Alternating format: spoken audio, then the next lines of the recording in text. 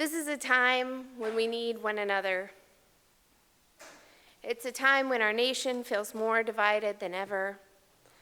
We're imprisoning families on our borders. We're sending more and more of our citizens to prison. Climate change threatens our shores and our weather. It's a time when we wonder what's next. And this is a congregation that holds community as one of our highest values. I know I see it reflected every day in how you relate to one another and how you support one another. Over the years, we have made several choices to make this building more accessible, to support individuals' ability to access our shared community. The most difficult piece of our support of one another likely isn't what you would expect. As a minister, my job is easiest when people ask for help. When someone calls to tell me they'd like to talk, or they're having surgery, or that they could use support for this thing or that thing. Most days are not that simple. More than once, someone has said to me, "I didn't want to bother you," or "I didn't know if it would be okay to ask." One of my colleagues, Reverend Bonnie DeLotte, says that when she finds out someone is going in for surgery, she just shows up at the hospital with a book. The family in the waiting room can talk to her or not. She's just present. So much of pastoral care is just presence and listening. And it's one of the best parts of ministry. Just being with someone as they journey through events in their lives. Yet it can be very difficult to ask for people for help in cases of pastoral need or even for simple stuff. And while I know the importance of asking for what you need, I often have trouble following my own advice. I broke my foot a few years ago while I was living in Canada, and making my way home one day, I stopped for dinner. The Quiznos I decided to stop at was one of those with a little step before the door, like this high. You've been at those kind of shops where you open the door and then you step up into it? I have too, and I haven't really given it a second thought. Pull the door open, step into the shop. On crutches, this becomes much more of a task. Let go of the crutch, pull the door open wide, grab the crutch, step up, oh, the door closed. I did this 3 times, seriously considering giving up and going somewhere else, before a man motivated by kindness or pity or perhaps embarrassment rushed to the door and held it open for me. By this time, the employee had opened the inner door, and success. I could finally have dinner. What didn't occur to me until after I went inside the store was to think about what I hadn't looked around and asked someone for help. And to wonder then at the opportunity for connection that I missed. During those times when I've had obvious physical need, I've been touched by how many people have held doors or assisted me in other ways as I've navigated the world on crutches and learned important lessons. Another time that same winter, because of course I broke my foot in Canada in the winter, it became necessary for me to go down a long flight of stairs. I stood at the top for a moment, working it out in my head, when a woman coming up the stairs offered to carry one of my crutches so I could hold onto the railing. I hesitated for a moment, not wanting to bother her, before accepting. As we went down the stairs, she told me about her experience on crutches. And in a flash, I understood something deeper was going on here. For just a few moments, in both our lives, we were connected.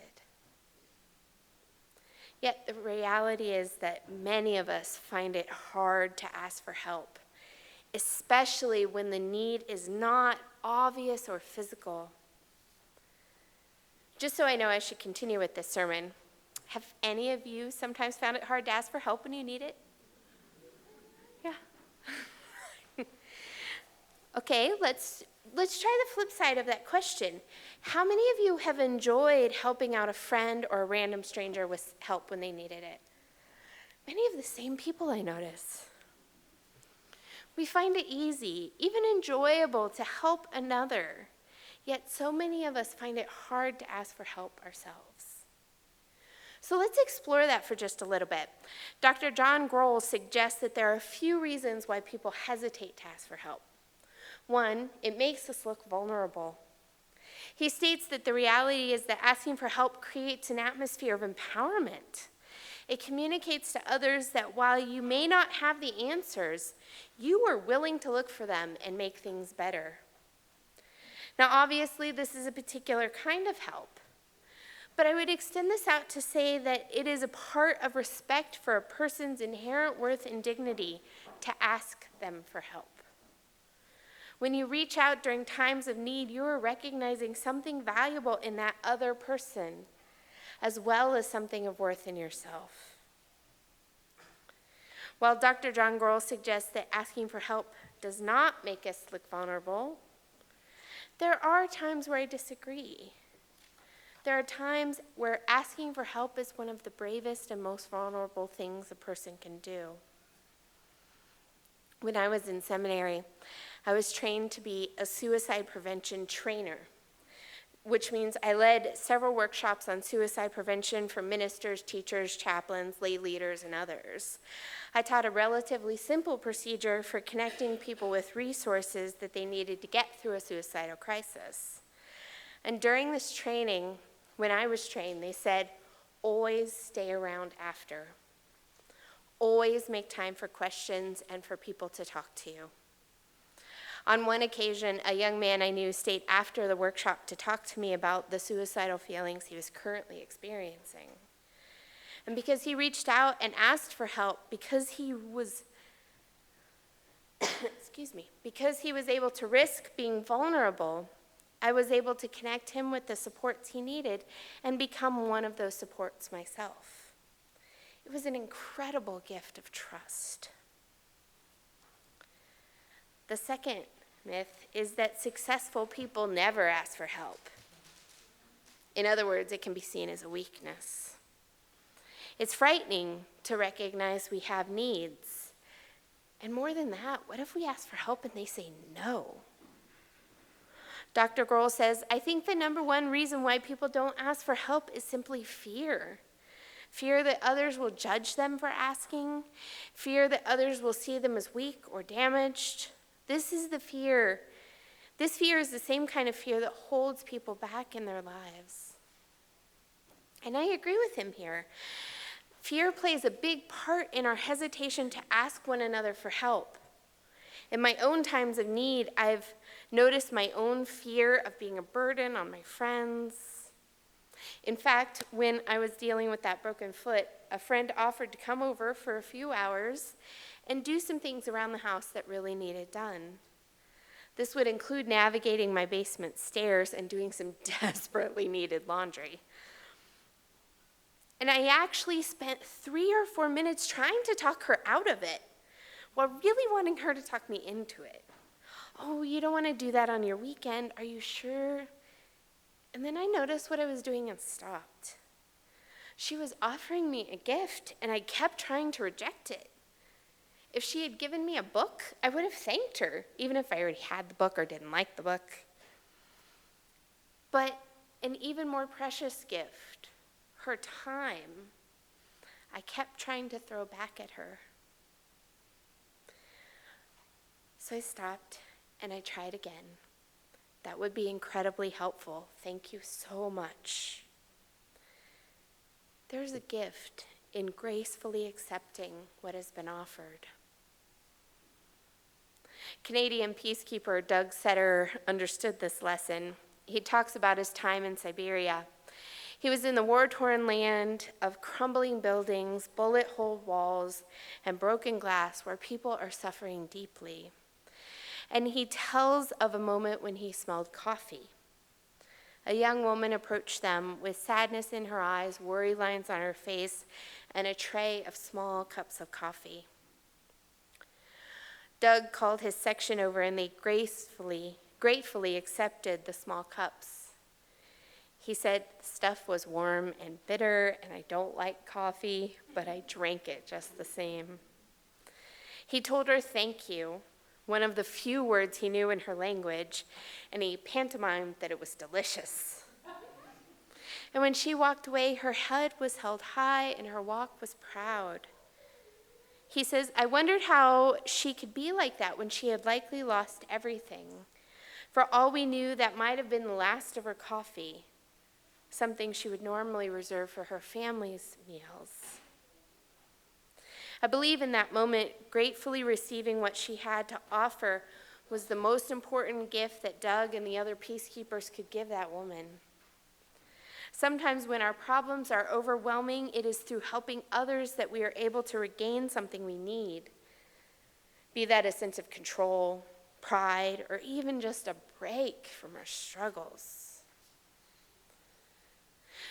But if we are always the one to help another person, but we never ask for help when we are in need, are we depriving others of the joy we feel when we help another?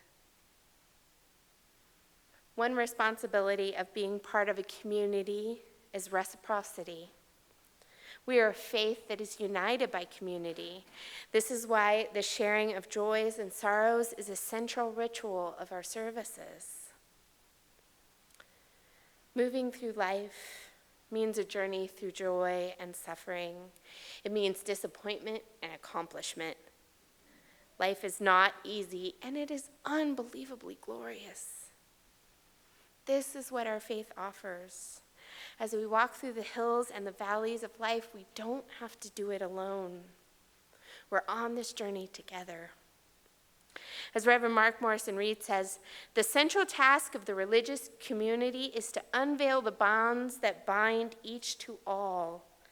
There is a connectedness, a relationship discovered amid the particularities of our own lives and the lives of others."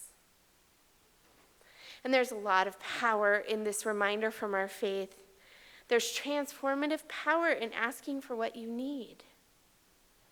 I used to work with a woman named Carolyn who led seminars about how people will often not utilize available resources.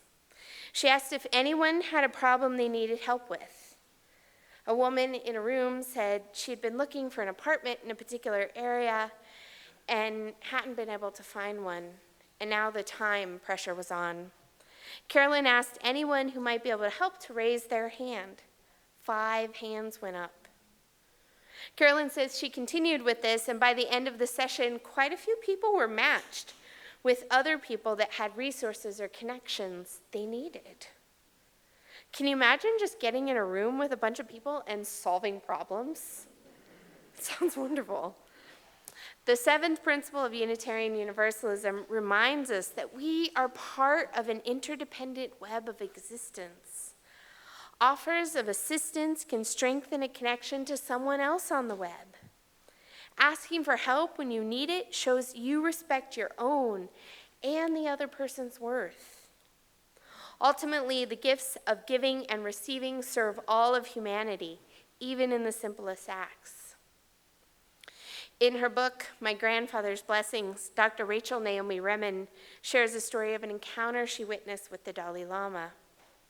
She says she had been invited to go with a friend at the last moment. Both of them were surprised at how many people were in the room when they arrived. Her friend was carrying a string bag with her that held 3 large pictures of her work with children who are experiencing cancer. She hoped she would be able to ask the Dalai Lama a single question. And by chance, they were near the front of the crowd when he entered the room. Dr. Remen's friend ended up face to face with the man, and they talked. She says, standing behind her, I had a close view of the interaction. It was completely unhurried, as if they were alone in the room. As their conversation drew to a natural and gracious close, His Holiness smiled. And then he stooped and picked up the string bag at my colleague's feet. He held it out for her so she could put her pictures back inside. Dr. Remen goes on to say, It's not easy to say why this small gesture had such power. It was not so much what His Holiness had done, but the way in which He had done it. She says, in this tiny interaction, I felt something purely joyful in Him go forward to meet with her. For all those in the world who could have picked up a string bag and held it out, I doubt anyone else could have done it in quite this way. For some inexplicable reason, a place in me that has felt alone and abandoned for all my life felt deeply comforted. And I had a wildly irrational thought. This is my friend. In that moment, it seemed absolutely true, and it still does. Imagine how it might have gone if Dr. Roman's friend had refused to let the Dalai Lama help her, if she had denied him that simple act. Accepting help that you need is a great gift. It helps you, the person you are connected to, and the entire web of life. Asking for help is an act of love. Offering help is an act of love, and it is love that changes this world. My beloved spiritual companions, we know that helping people is good for us. The next time someone offers you help you need, offer them the gift of accepting with grace. And if no one offers, give the gift of asking. If that person says no, give the gift of trying again to yourself. You're worthy. You are loved, and love is sacred. Blessed be.